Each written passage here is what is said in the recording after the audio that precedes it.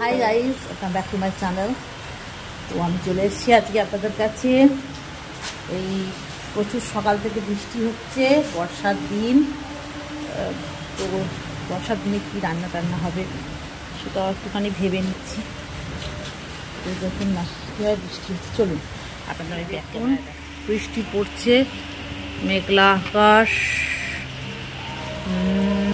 আমার গাছগুলোর কি অবস্থা। কালকে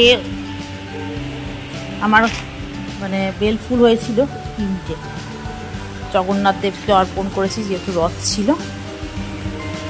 ছাদের যে অবস্থা হয়ে গেছে, এখানে একটা ডিবে বসিয়েছি, জল পড়ছে। দিন তো ফুটো হয়ে গেছে না, অনেক দিন হয়ে গেছে, 15 বছরের বেশি হয়ে গেল। এইখানেও জল ভর্তি হয়ে গেছে। এই গাছটা পুরো কাটা হয়ে গেছিলো, বিরাট বড় গাছ ছিল, তো আবার ডাল বেরিয়েছে। অনেক পুরনো গাছ, এটা বহুত দিন আগেকার গাছ। তো আমি কাটতে দিইনি, যারা এই জায়গাটা নিয়েছে আমাদের, তাকে আমি কাটতে দিইনি গাছটা। নিম গাছটা থাকা ভালো বাড়ির সামনে, কি বলুন।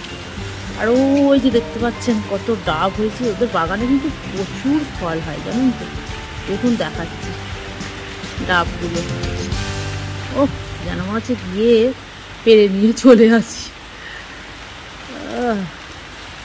ওদের সত্যি খুব মানে খুব সুন্দর, মানে বাগান ভর্তি ফলের গাছ, প্রচুর ফল হয়। চলুন এই পাশটা দেখি, এই দিকটাও পুরো একদম ছাদের বৃষ্টি পড়ছে, পুরো প্লাস্টার করেছে জল ধরার জন্য। দেয়া তাই কিন্তু গরম গরম খিচুড়ি আর বেশ পাঁপড় ভাজা, আলু ভাজা, এগুলো খেতে ভালো লাগে। তো জানি না খিচুড়ি এরা পছন্দ মানে করতে এখন আজকে এবারে মানে করা যাবে কি আজকে জানি না, দেখছি খিচুড়ি তাহলে করবো। হ্যাঁ, আপনাদের সাথে একটা কথা বলার আছে আমার, তো বলছি শুনুন। সেটা হচ্ছে আমি যে রথযাত্রায় যাব, সেই রথযাত্রার উল্টো রথের যে ব্যাপারটা আপনাদের লিখেছি, উল্টো রথের দিন তো আমি যেতে পারছি না, কেন আমি ট্রেনের টিকিট পাইনি।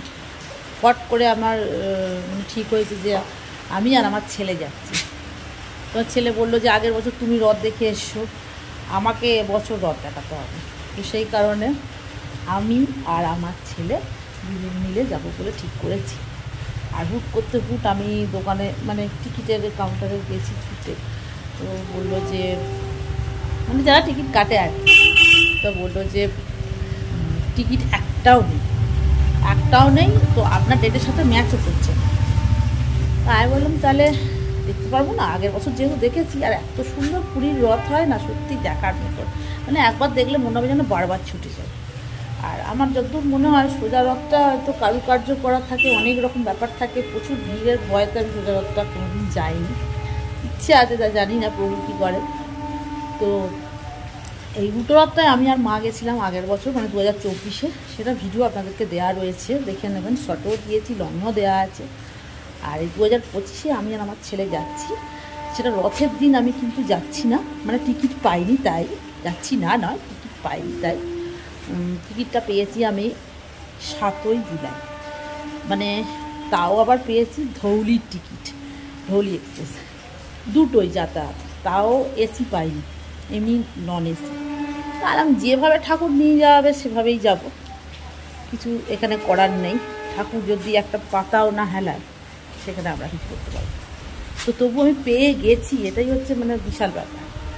তো আমার ছেলেরা আমি 7ই জুলাই যাচ্ছি, 7 তারিখেই ধৌলি, তো 7 তারিখেই সন্ধ্যেবেলা পৌঁছচ্ছি। তো 8 তারিখে আশা করছি যে 7 তারিখে গিয়ে না গিয়েই আমার মানে হোটেলও করা নেই, আমি উঠবো আপনার যে আশ্রমে উঠেছিলাম, সেই আশ্রমটাতেই উঠবো, সেটা আপনাদের দেখাবো কোথায় উঠছি না উঠছি। আর আগে তো যাই, তারপর আর পরের দিনকে রথযাত্রা মানে রথ দেখতে যাবো, ইচ্ছা আছে। তো সেভাবেই কাটা। আমরা 10 তারিখ আবার ধৌলিতেই ফিরে পড়ছি। ধৌলি ওখান থেকে 10 তারিখে ছাড়ে 10টা 40-এ, 9টার মধ্যে আমাদের বেরিয়ে যেতে হবে। আর এখান থেকে ছাড়ে সকাল 9:33 সাঁতরাগাছি থেকে আমরা উঠবো। তো এই ইনফরমেশানটা আপনাদের দেওয়ার ছিল।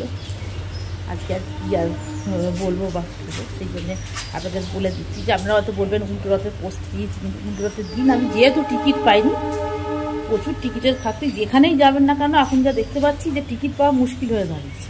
হ্যাঁ, ট্রেনের টিকিট পাওয়া আবার 2 মাস আগে থেকে করে যায়, আমাদের তো কোনো ঠিক ছিল না, হুটপাট করে। যাই হোক, আমি আসতে বছরও তো হুটপাট করে গেছিলাম, উল্টো রথে পেয়ে গেছি। এবারেও তাই ঠাকুরকে ডেকে গেছি, ঠাকুর সদয় হতে পেয়ে গেছি। তো দেখা যাক যতটা পারবো।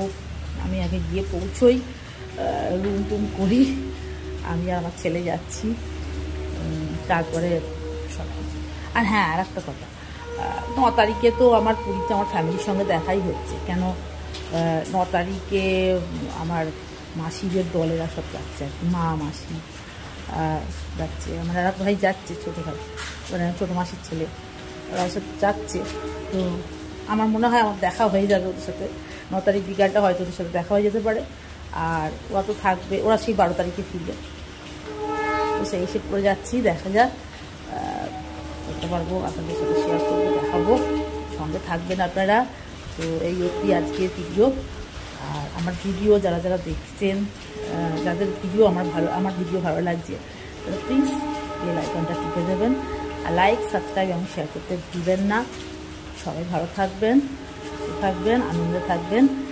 আর আজকের মতো চলি, টাটা বাই, থ্যাংকস।